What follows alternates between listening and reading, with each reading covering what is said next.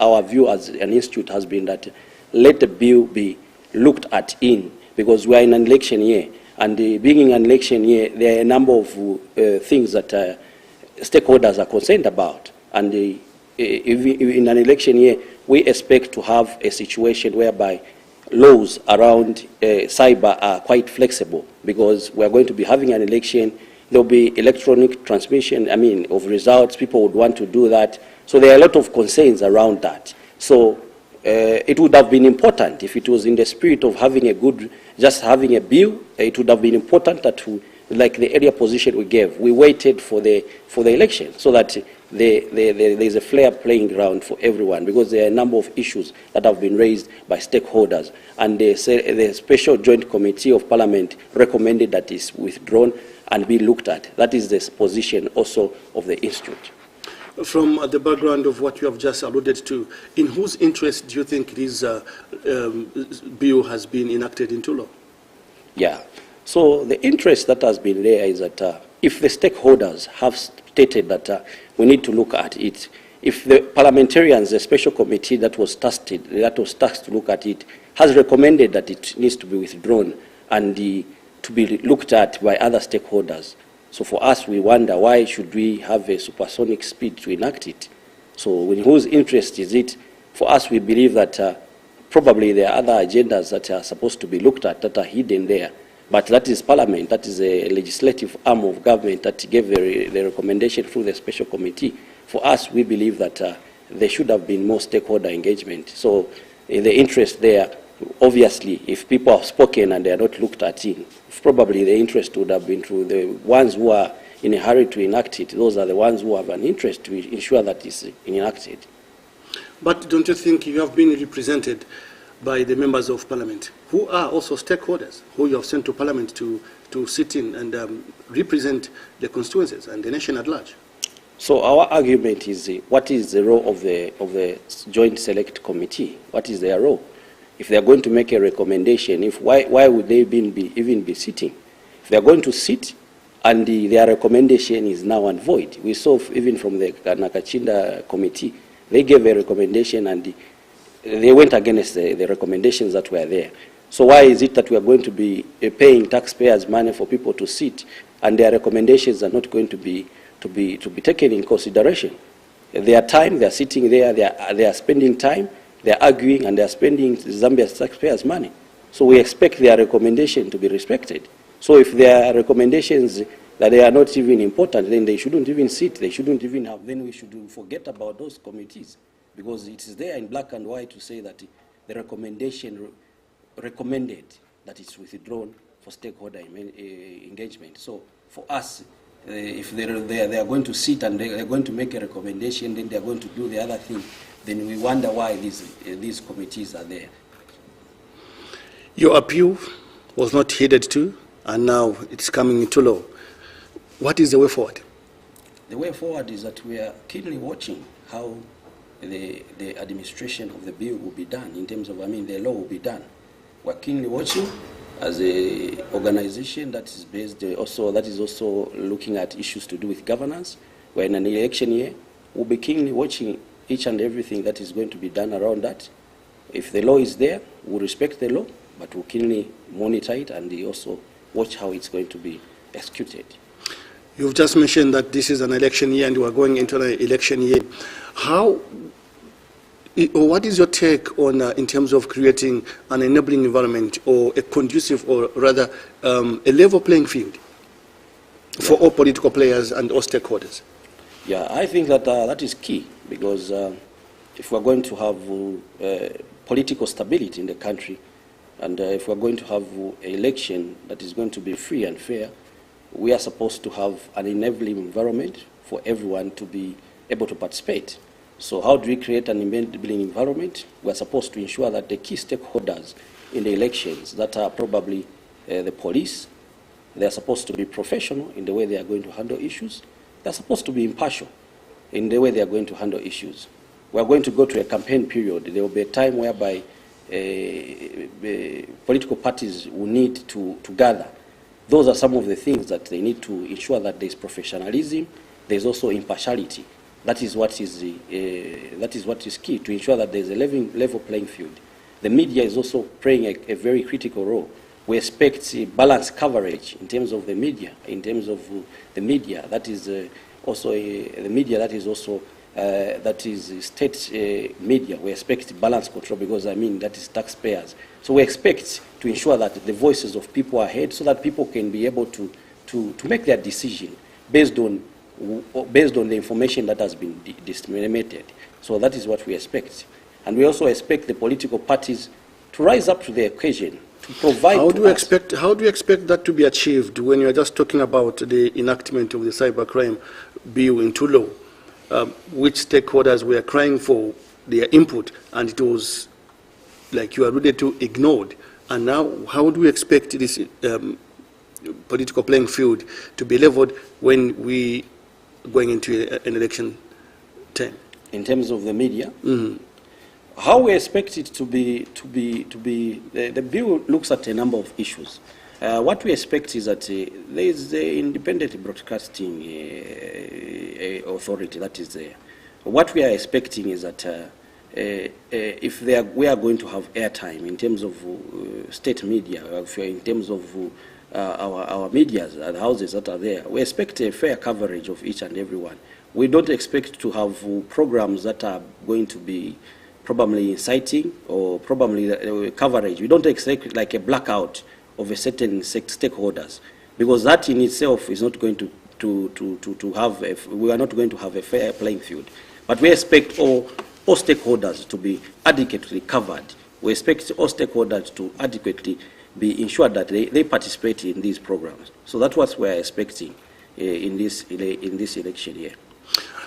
Zambia is one of the countries that have been in existence with a tag of corruption. Yes. What is your assessment of the fight against corruption in Zambia? Yeah, the fight against corruption is a very important topic, and it's one of the issues that is major. As an institute, we have given statements over the issue of the fight against corruption. And unfortunately, even as we are in a campaign year, most of our political parties have not given us a policy framework of how they are going to achieve this. But for us, we believe that institutions of governance are key.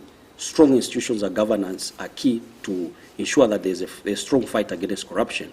President Barack Obama said, in Africa, we don't need strong men. We need strong institutions of governance. And if we're going to have strong institutions of governance, we need to have institutions that have autonomy. We need an anti-corruption commission that is strong. Which is already in existence? Yes, which is strong and has autonomy. Are you alleging that it is weak currently? I'll get to that. We need to have other Auditor General's office, very strong. We need to have the Financial Intelligence Unit, very strong. So what we are saying is that if we are going to have a state fight against corruption, you know, Zambia has been teased by other countries to say we are policy giants, and the implementers we are dwarfs as implementers. We have these frameworks that are there. We have the Anti-Corruption Commission that is there. We have all these wings. But what we have seen is that the implementation of the law itself has not been effective. The implementation, coming back to institutions, coming back to independence, coming back to ensuring.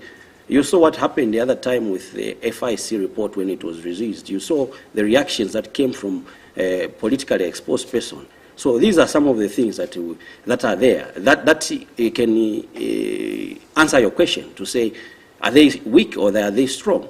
What the reaction of the politically exposed person and what has been happening in the past, where someone doesn't even give credence that I'm being summoned by law enforcement agencies. These are what we are talking about. We have the parliamentary committee on accounts. We need to ensure that the parliamentary committee on accounts moves in from just recommending to ensuring, moves in from just viewing and maybe grilling people to actually ensuring that they recommend for prosecution, and what they say is fine. The issues go directly to law enforcement agencies.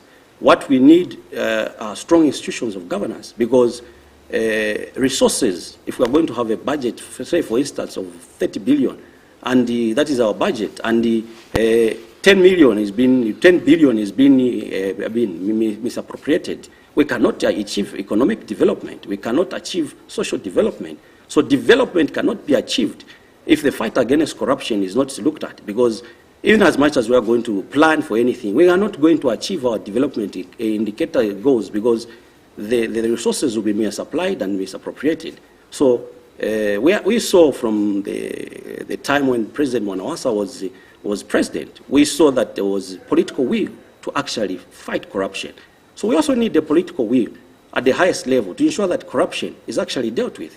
If we don't have the political will, then it's very difficult for us to talk about the fight against corruption, because it will be water under the bridge. We'll be talking about it, it will be mere rhetoric.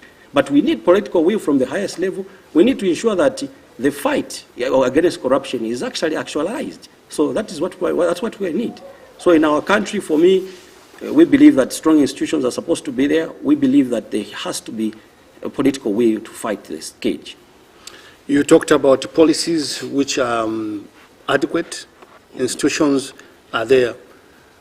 And you are talking also about a political will to do that. Could that be what is lacking by these people that have been mandated to ensure that the fight against corruption is implemented, to ensure that we have economic development for the nation? Are you saying that basically what is lacking is political will? And if that's the case, how best can Zambia get out of that? Yeah, so looking at the benchmark of what President Mwanawasa said, as a benchmark, as a yardstick to measure of where we are and where we are now and what happened, is that we can conclude from there, from empirical information that happened. We can conclude to say, really, the political will is there. So we need the current administration to ensure that they show serious political will. And all these other political parties that are going to be campaigning, that are going to aspire for different positions in this country, we also want to see their policies on issues to do with corruption.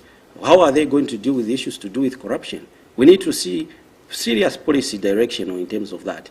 Otherwise, political will is very much key to ensure that the fight is actually actualized. And there is need for the current administration to ensure that they increase the will, and there's actually the political will to fight the scourge is very low. The question again comes is, how best can Zambia get out of this? Because the statistics still indicate that corruption cases still going high. How does Zambia get out of this? Mm-hmm. One is that we need to have, because the administration that you are going to have, they have a mandate to execute the policies of the country, and we expect from the highest level to show political will. If we are not going to show political will as a country, we will not move from this, because if there is no political will, in as much as we are going to have the best policies, in as much as we are going to have the light legislation, as long as there is no political will, then it's very much it's not attainable. But if we are going to have the political will will ensure that there is impartiality when people are going to appear before tribunals, people are going to appear before law enforcement agency. They are going to ensure that there's no selection, there's no witch hunt in terms of that. Everyone will be fair before the law, and that is the political will that we need. And there's also going to be serious enforcement. There's going to be that's what we need. We need enforcement. We need the will at the very high level. That's what is needed, ensuring that the fight against corruption is going to achieve results. On the other hand, as an institute, we have been doing our own programs in terms of building capacity of young people across political parties to ensure that they are able to promote transparency and accountability at the local levels, be it at council levels, be it in communities. We've been having capacity building with all political parties, trying to ensure that we inculcate the spirit of nationalism, spirits of ensuring that these upcoming young people understand the importance of promoting transparency and accountability. We have been having those programs with a number of, with all the most of the political parties in the country. We have been doing that so that we also contributing towards the fight by that which we are doing, capacity building.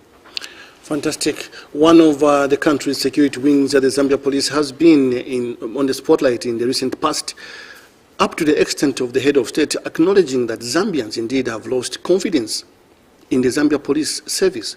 How best can the service or the wing do to ensure that it regains back the confidence, that if it is attainable? Yeah, so the police is a very important wing, especially that we're in an election year. And having the head of state having said that, I think that the police need to pull out their stocks. And what we can say as an institute is that there has to be a level of professionalism in the way the police are going to handle matters. The professionalism is very much important. There has to be a way of impartiality in the way they are going to handle matters. One of the things that erodes confidence is that you go to a police station, you report a case, and you have the grounds of reporting a case. Tomorrow you find a victim is out of the police cells or without any due recourse or anything that is there. I mean, not that without even no documentation. You ask, where is this person? You don't even know how they went. You don't even know. Those are some of the incidents that you've been having. Someone reports and probably they're not even able to be attended to. Someone reports, maybe, I mean, we have seen a number of incidents where people, they are even afraid. They don't even want to go to the police because they'll say they'll probably do nothing. So if the police are constitutionally mandated to ensure that they safeguard, they protect the people of Zambia, they're supposed to live up to their mandate and ensure that they do the correct thing. So there has to be a level of professionalism in the police and also the level of impartiality.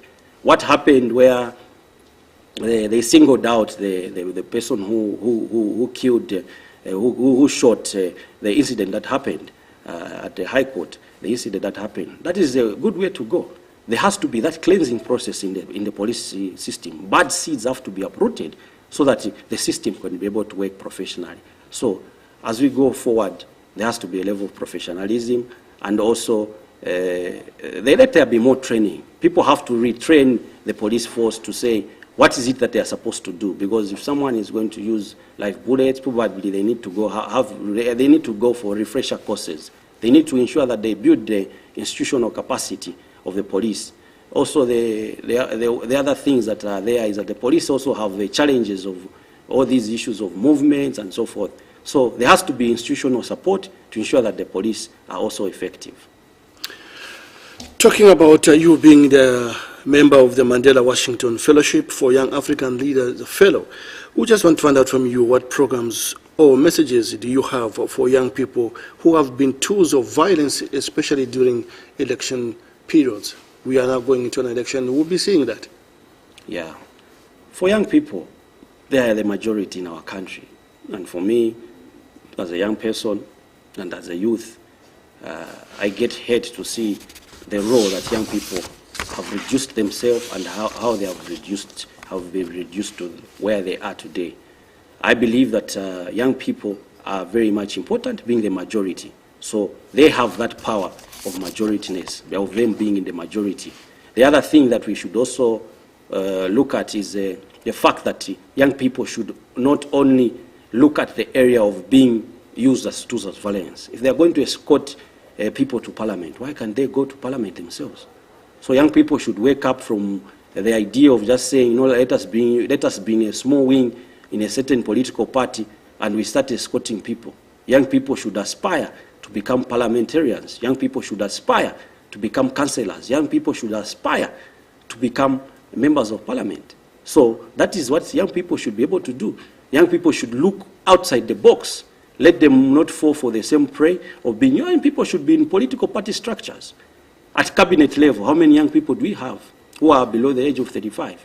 In parliament, we are almost 3 out of 156 in the whole entire parliament. So young people are low, they are not represented adequately in decision making. So we don't expect policies to be reflecting young people. If you look at the top political parties, how many young people sit in the NEC, in the governing structure, despite them being the majority?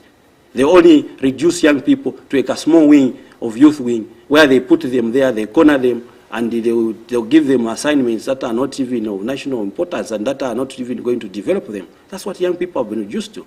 But as an institute, we want to build the capacity of young people to ensure that young people sit in decision-making. When they sit in decision-making, then policy is going to be reflective of some of the aspirations of young people. So we challenge young people to not escort the normal issue of escorting these politicians on the issues of also issues to do with violence. Let young people desist from issues to do with violence, because there's more value for young people than being used as tools of violence.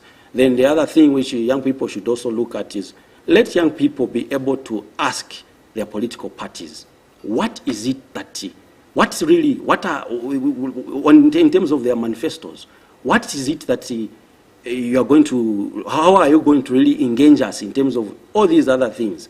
If they're going to develop a manifesto, young people will not be seated there. They will just tell you, oh, this is a manifesto that has been there. So the problem has been there. But young people slowly should be able to realize this. That's how they are going to stop being used as tools of violence, because they are going to be busy making policies, because they are going to be busy in parliament, because they are going to be busy in council chambers, and they will not be used as tools of violence. So for us, we believe that there is a potential for young people, and that's what we expect of young people. Truly, there is potential for the young people. Even now, doesn't mean that those that are not aspiring, they are not interested, but they have no capacity. And you talked of building capacity. How would you build the capacity? And how should the young ones now, or what should they do for them to have the resources that are required to venture into politics? Everything now is costly. Yeah. You have seen the donation fees now? Yes. There are people who are willing, the young people who are willing to participate in politics, but they have no capacity. Yeah. The unfortunate part about our political system is that slowly we are commercializing the political spectrum of Zambia. And this is very unfortunate because it's differentializing the participation of young people. And for us as an institute, we are actually concerned about this. And we are working with other stakeholders, including political parties, to ensure that we find a lasting solution in terms of young people's participation.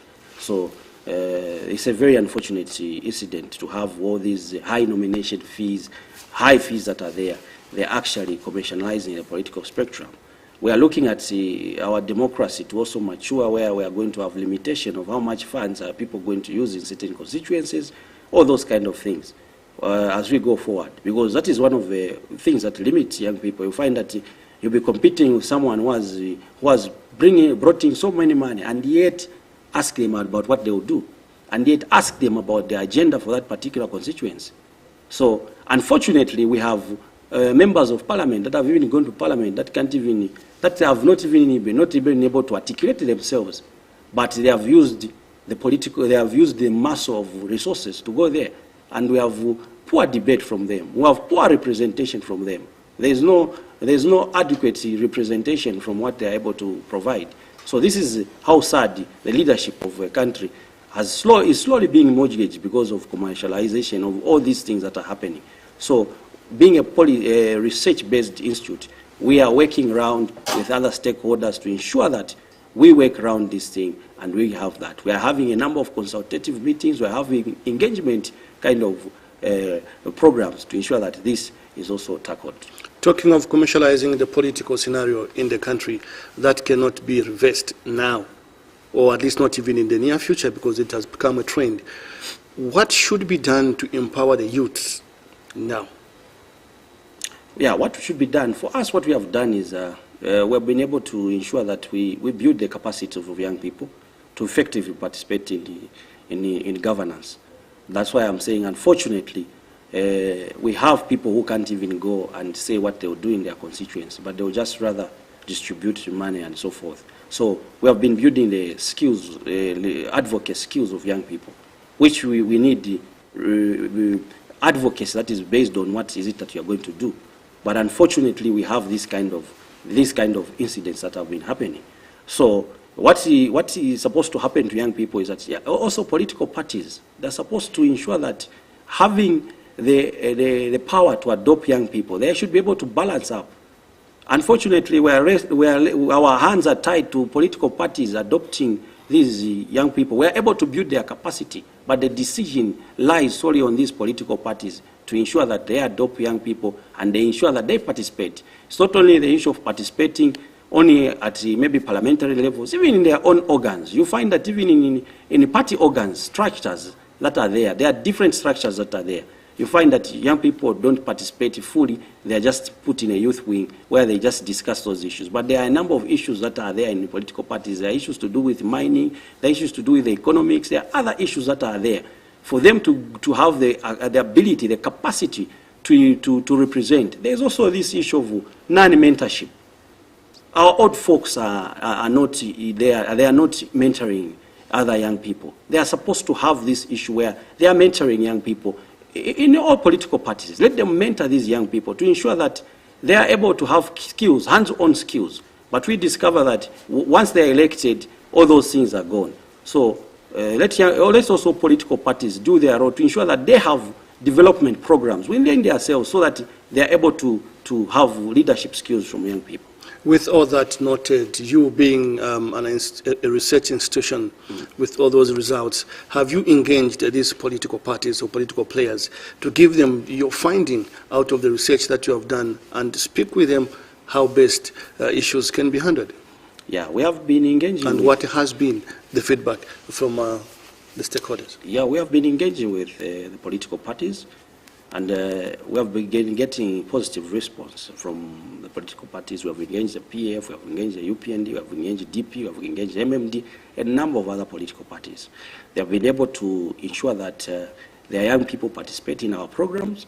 And going forward, I think that the conversation is still going, is still ongoing, and the kind of programs that we have designed are also new on the platform. So people also have to adapt to that. So we're still in the engagement process, but otherwise the engagement has been positive so far. This time is a tensy time for political players. We've seen so many defections. This one leaves, this one joins this other political party, this one joins this party where they feel they are better, or this party maybe has got chances of scooping the forthcoming elections. On Monday, we witnessed the defection of a long-time friend, a schoolmate, a classmate of the president of the UPND, defecting and joining the ruling Patriotic Front. What do you see this will be happening? Or what do you make of this, especially as we head towards the August 12? Yeah, so we believe that it's in a democracy, it's a democratic right to ensure that they leave. A party is a club. They can leave a club of which they later on disagree with and join any other club that they think that they will be able to do that. So in a political year like this, I think we'll be expecting more of these things happening from both sides of the equation, maybe from the ruling, from the opposition, the way the political spectrum has been. So this is a normal trend that we expect to be happening going forward in our political systems. We have seen a number of times when it's time for election, people want to strategically locate themselves in where they'll feel that they'll probably to go this side or that side. So in an election year like this, it's normal, and people have a right of association, which everyone should be able to respect. That being a democratic right of any individual, where does it leave the young people, the upcoming youths who are looking forward to be in parliament or to be ministers? Where does it leave the principles, the party of principles? Today someone is with this party, insults this party, joins another party, following the same thing. Where does it, in terms of principality, where does it leave the upcoming youths? What does it put in their mind? As a role model for young people, I think that our politics have been very disappointing to our generation because they are not inspirational, and a number of our politicians have not been inspiring to the young people because they don't stand on ideals, they don't stand on a vision, and they don't stand on the mission that they want to achieve.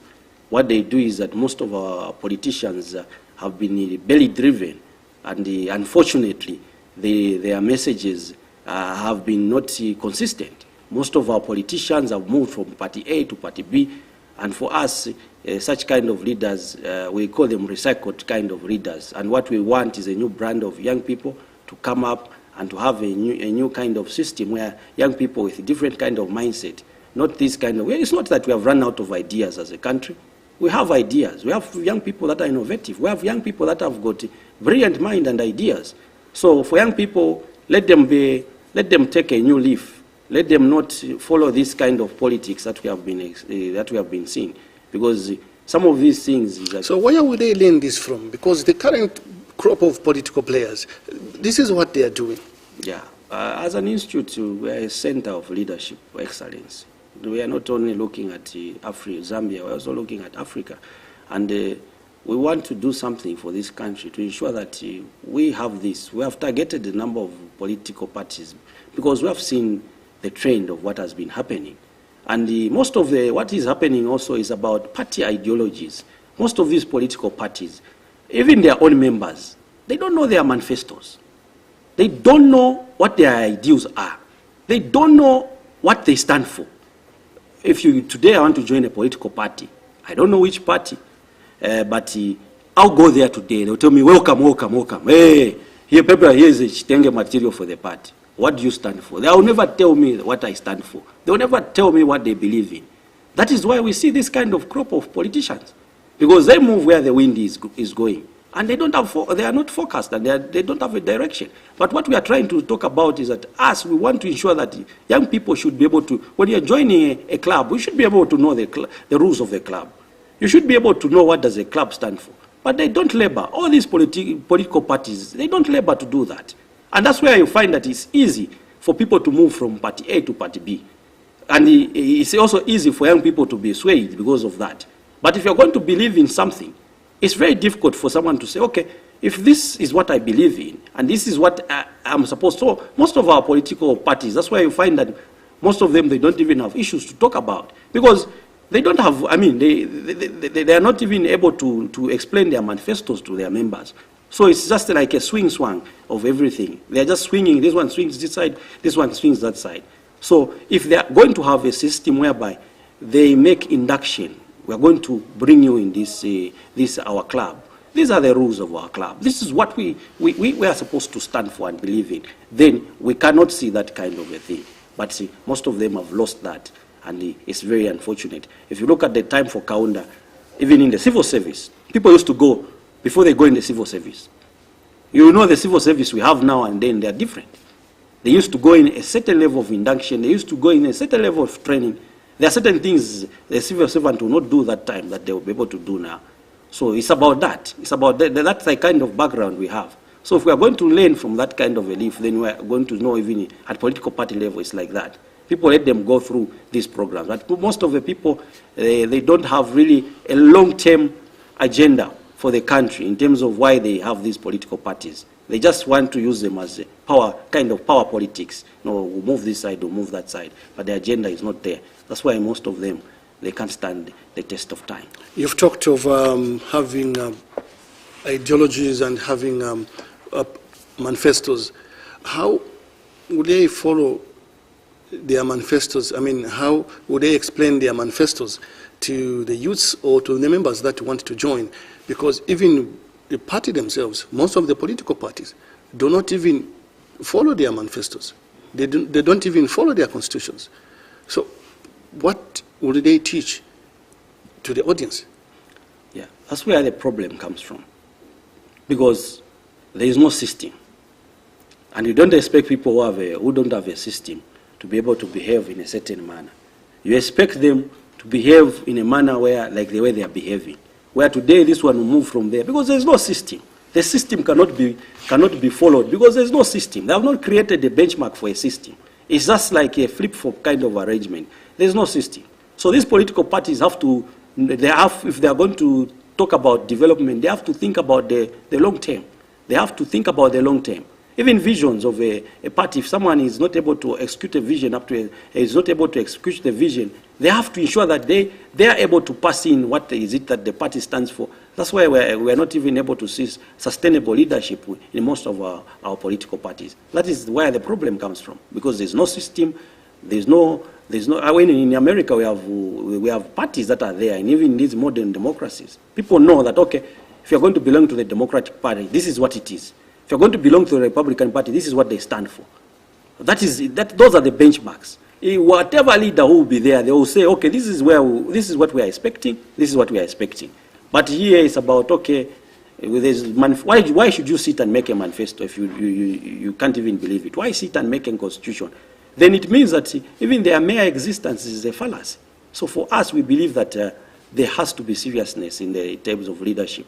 We have been disappointed as an institute with the kind of leadership that most of our political parties are giving us, because they don't meet the benchmarks of how we are expecting. In the generation where we are, we expect more, and we expect leaders of these political parties to be serious, because if they're not serious, they are the ones who are supposed to drive the economic agenda of the country, the political agenda of the country. But if the people who are going to be running the country, they are not going to be serious about even how they organize themselves. How can they organize a country if they are not going to be serious? At a party level, they don't have structures, they don't respect anything. Are they going to respect the constitution of Zambia? Are they going to respect the structures of governance, the police and everything? So this is where we have a problem. We have a serious problem as a country. There's been this worrying trend where if an influential individual defects from one political party and joins the other, even his or her followers will do the same, will do likewise. What do you make out of that? Yeah. Do followers have their own opinion? Do they have their own thinking? Why do they also defect where their leader defects to? Yeah, at any time, if you want today, you say, okay, now I'm going to this political party, no, I'm joining this political party. And the followers will just follow like that. What could be the cause of that? Yeah, so in leadership, we expect, leadership is also about influence. We expect certain people to develop, to follow their leader, because they have influence over the people who were with. What happens with their own thinking? What's happening with their mind? Yeah, so, I mean, those are some of the things that we're trying to ensure that we solve. We want to look at what is it that people are going to, what is it that you are standing for? Because there's a saying that you say that it's either you stand for something and fall for anything. So people should be able to rise to the occasion and stand for something, or they'll fall for anything. Anything that comes, it will go their way. So that is some of the things. Most of our political parties have not labored in ensuring that they have young people or people who can think with their mind and they're able to do the correct thing. They want to surround themselves with people who are not able to think and who are not able to make proper decisions. And this is where the problem we have, where we have all praise singers or people who are going to just be tell them nice things, and they are not even able to think independently. Because if you are a person who tell me that, who rebuke me, is actually helping me. And a person who tell me, my friend, everything is all well, but I'm going in a ditch, then that is not even a good friend. So for me, we are in this situation because of the kind of system that we have created. Even at a party level, most of these political parties, they don't have the framework and the structures. Let's talk about this issue of alliances. We've seen this trend now, it's growing now, that you have so many political parties who do not participate in the game. All they will be now is declaring and endorsing certain candidates of a different political party and not pushing their own political parties and the agenda and the manifesto. Yes. So it comes back to the same issue of the foundation of most of our political parties has been wrong. They have not set the foundation. Most of the foundations of the political parties has not been there to serve the people of Zambia. There have been foundations for certain propagandas and so forth. So this is why you see certain kind of political parties not able to stand. I mean, most of our parties, we find those. But I think the benchmarks that should be met with the constitution that we have is that those that want to go in an alliance, let them have the conventions that are there. Let them test, let them prove their credibility. Alliances are there everywhere. But it's about who is that is trying to make an alliance. Who is that person that is trying to make an alliance? Someone just wakes up and makes up their political party. They don't have a convention. They don't have anything. They just want to go in this same alliance. So those are some of the things. There are issues to do with resources. Most of these political parties, they don't even have these resources to do this. They would want to do certain things. At the end, they'll end up in these wanting to form these alliances. Would you describe that as a business venture? Because why would you form a political party when you know that you do not have resources, and yet you start backing other candidates? Yeah. People that you have been opposing, and you stand on different ideologies. Yeah.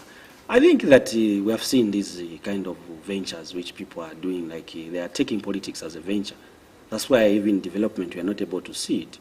I think that the time of Kaunda, we even had a ministerial code, but this time around, we just have people who would come in, they are politicians, they are everywhere. That is also, I was just touching another area. But that is what it is.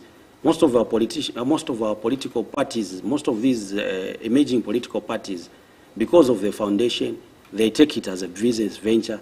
Most of them, you even see the time that they register. It's almost at the time where you see at election time.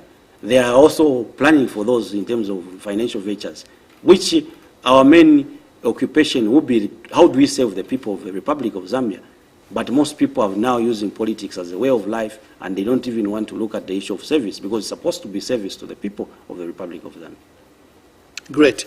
Away from that, let's get now to empowerment. We've seen, the country has witnessed, or we have seen most of empowerment projects and programs going around in the country. What do you take over the empowerment that are being witnessed in the country? What change and impact will they have on the lives of those that have benefited?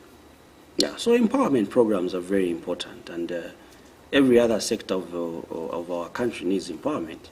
Yeah, so we have seen a number of empowerment programs going in, but doing an audit of those empowerment programs is that at the end of the day, who is a beneficiary of those programs? For us as an institute, we have talked about the issues of empowerment and what we believe in, and for us to achieve development, for these empowerment programs to yield results, it's about who is it that is going to benefit. We're supposed to have empowerment programs that are not going to look at which region are they going to be at. They're supposed to be across all regions. They're supposed to be, I'm not supposed to work in a certain government department to say I want to have an empowerment program. Then they'll say, where are you coming from? Because, I mean, that's unfortunate. But that's what is there on the ground. Where is this person coming from? Which region is he? So empowerment programs, unfortunately, or which political party are they coming from? These are things that have been happening. Or really, the empowerment programs, most of them, they have been there, but who really is the beneficiary? So we are supposed to be, we are supposed to have a system where empowerment programs are supposed to benefit Zambians.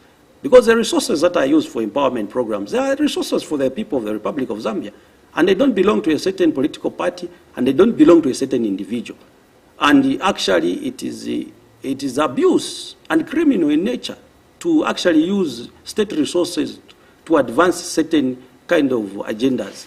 So for us as an institute, we believe that it is very important that if we are going to have empowerment, let empowerment be across all kind of people, across all kind of tribes, and let every other Zambian be able to access this. Let all people from different regions be able to access this. Let empowerment programs be on merit. Most of the empowerment programs, if you do your own, even an independent analysis as a TV station, as a media house, go and do your own kind of due diligence of who has accessed this. You'll be able to see what I'm talking about. So as an institute, we have been able to do our own kind of background check about this kind of empowerment programs. Young people come to us and say, I'm trying to apply for these empowerment programs. I've not been able to. But it's not everywhere. Other things have been, other citizens have been able to access them genuinely. But mostly, they have been at a time. And also, empowerment, let it be at all quarters of the year. If we are going to do empowerment, let them be channeled at every other time. Let us not only have empowerment programs, maybe towards the election, so that we influence the way certain voters are going to think. Let us have genuine empowerment programs, and we are going to have genuine development as a country, and we are going to move forward. So through these empowerment programs, how best should youths, of course even certain sections of society, should be empowered? How best should that be done? What kind of a roadmap that should be in place? I think that let there be independent kind of bodies. They can be banks, specialized institutions that are going to look at this. Then they are going to look at them with their eyes for merit. We don't expect someone to talk about having empowerment funds, and you start getting pictures of them, showing them, we say, I've accessed this one, when people are looking for those kind of money. So for us, we believe that it's very important that we have the actual intended users to be able to do that. So we should have institutions that are credible to be able to give these, that are impartial, and they look at the merits of these. So let us find a system of ensuring that we are able to have people that are going to look at these things from an objective point of view. So that's what we think, that this will be able to help citizens access these funds with a genuineness that it needs. Have you followed up with very few individuals that have been empowered and to see the progress or the benefit that has been yielded from those empowerments? Yeah, there are people who have gotten empowerment and they have been able to do that. It's not everything that has been bad. There are some empowerment programs that have been able to benefit some citizens that are there. But the general outlook, what we are saying ourselves, is that let the programs be organized in a way that they are going to benefit the bigger spectrum of our citizens, and that is what we are looking at as an institute. Fantastic. Our today's topic is Zambia today. What are we doing right? Yeah. That's the question. What has the country done right? What are we doing right as a country?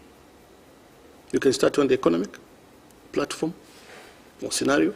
What have we done right? On the economic platform, as a country, what is it that we have done right? Very, very interesting question. I think that probably having a face of trying to bring in programs that are more of empowering locals, which I've already done, which I've already alluded to, that there's much. What we have done right, okay, for me, I would really point out where probably we need to make some improvements. That's where I would be able to point in terms of the economy. For the economy, I think that we talked about our domestic, the money that we raised locally for the budget support. So we're looking at, we are spending 90% of that money on debt servicing and on emoluments, and only 10 is being used for excess spending, which is for development. So I believe that we should be able to think around we should be able to think around on how are we going to benefit the citizens. How are we going to do this right? Because we have a debt that is there. How are we going to manage the debt situation of our country? How do we do that? How do we do that economically? Because it will not trickle down. The 10% will not be able to trickle down to the intended users. So for me, I think that we'll be able to look more about how are we going to do right. How do we make things better in our country? That has been our oversight as an institute, because that is what we are looking. That is what mostly we're based in our advocacy. Not everything is wrong. Also on the political front, could you highlight as an institute what has been done right? Yeah, I think that one of the things that we have done right is the issue when we saw the police moving in and getting the one who killed the prosecutor. I think that is the right thing to do. That is a very progressive thing to do. And as an institute, we commend that. It's a very progressive thing, because people have been talking about police brutality, and the fact that the government was able to move in and to do that, to ensure that they are able to ensure that there's a prosecution of the one who killed the prosecutor. I think that's a commendable thing to do. Fantastic. As we come towards the end of the program, let's talk sports this time. Zambia, 3 times in a row, has failed to qualify to the AFCON. What is being done wrong after winning the trophy in 2012? Yeah. So I think that in terms of our in terms of the sports, there should be more programs that are going to ensure that we should have grooming programs, even in terms of young people. Let us be able to identify talent at a tender age. You know, talent should be able to be identified. Let's have more academies in terms of soccer, sports, so that we are able to catch the talent at a young age. Then we're going to have professional footballers that are well trained from a tender age. So we need to ensure that we have this. Most of our young people, you find that they are participating in illicit activities because some of these platforms are not there. So we need to ensure that we move to a situation where we are able to do that. Then we are able to train. We are able to train as many players as possible. I believe that will be able to change our results at the end of the day. Do we still have a chance or an opportunity to qualify to the World Cup? I believe that we have a chance as a country to qualify, and everything is possible. We just need to work extra hard. We have to have discipline among our players. Most of our times we have seen our players, probably they have been exposed and they lose the focus of football. They lose discipline. So even us who are concerned about leadership, that is the issue that is mostly disappointing with our players. You find that they lose discipline. You find that someone is upcoming there, they're supposed to mentor other people, they move out of the shape, or they start doing other things. So with discipline, we're able to achieve, we're able to qualify. Finally, on the program, you being the CEO of the Mandela Washington Fellowship for Young African Leaders, a fellow, what could be your word, your concluding remarks? I think that to the youths out there, even as we head towards the elections, even about discipline. Yeah. So I'm the executive director for the Continental Leadership Research Institute, and I participated in the Mandela Washington Fellow, just to clarify. I think that for young people, let them verify. It's time for verification. Let them verify that they are registered voters. Let them take time to do that. As young people, let us be passionate about our country, regardless of our political affiliation, regardless of where we are coming from. Let us be passionate about our country. Let us be able to look, well, because what we do today determines the future we are going to have tomorrow. So young people should have that in mind, to say the seeds that we sow today, they are able to affect our future. If today we are going to sow seeds of hate, we are going to sow seeds of violence, we are going to sow, that's the future that we are going to see. So let young people be responsible and responsive to issues that concern them. Thank you so much for your time. Thank you very much. Hope to have you again on the program. Thank you very much. I look forward to that. Great. Well, this has been Alan Mtonga on a special interview today on Wednesday. And my guest in the studio was Mundia Paul Hakoola, he was Executive Director at Continental Leadership Research Institute. Until next time, this has been Alan Mtonga once again saying bye-bye, God bless you.